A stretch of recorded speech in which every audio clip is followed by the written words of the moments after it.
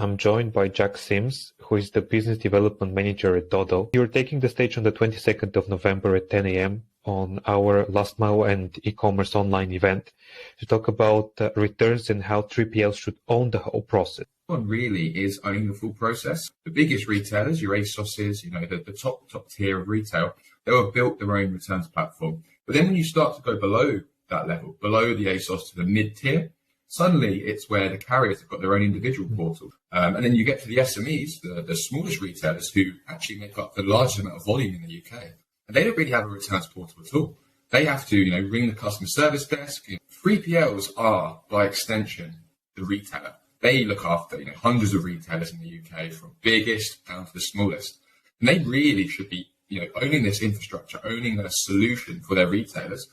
Firstly, because it means they're going to get, acquisition. Customers are looking for this. It sets them apart from other 3PLs. But also get stickiness, because why would I move to, someone in the competition or try and build my own if I've got an excellent solution? Consumers are happier, retailers are happier. You also know why people are returning items, when they're returning items, and where they're returning items, and ultimately what they're returning as well. And for 3PLs, it makes so much sense. They'll save money, they'll acquire more customers, and ultimately they'll offer a much better service for their retailer.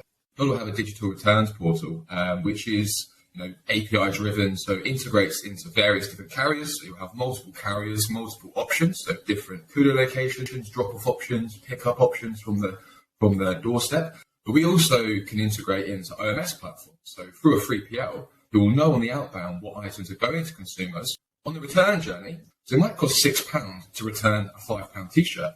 So as a retailer, we can say, I don't want this t-shirt back at all. So I might want to stop an item at the start. I might want to, reroute it to a certain rate. And it's really a rules-based engine, our software platform. And in your presentation on the 22nd of November, you're just going to talk about also around the costs of return.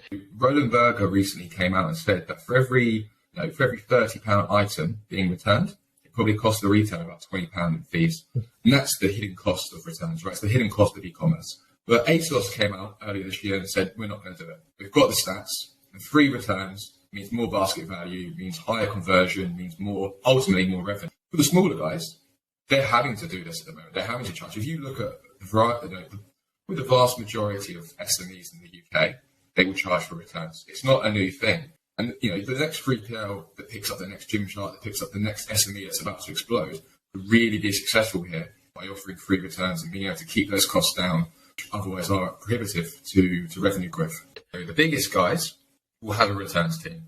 They will already be doing returns. They'll be handling returns. The ones that are mostly doing outbound, and that's probably the majority of 3PLs. And the reason why we're saying you guys should diversify, you should look at other revenue streams, other verticals that you can make a lot of money from. But this could be, the logistics director, the one who's really owning that outbound journey, the one who interacts with the carrier partners, with the various different people in the UK. So I would say anyone from account managers to sales managers to the people that are ultimately handling the operations and logistics, it makes perfect sense across everyone. We are continuing the conversation on the 22nd of November at 10 a.m. online.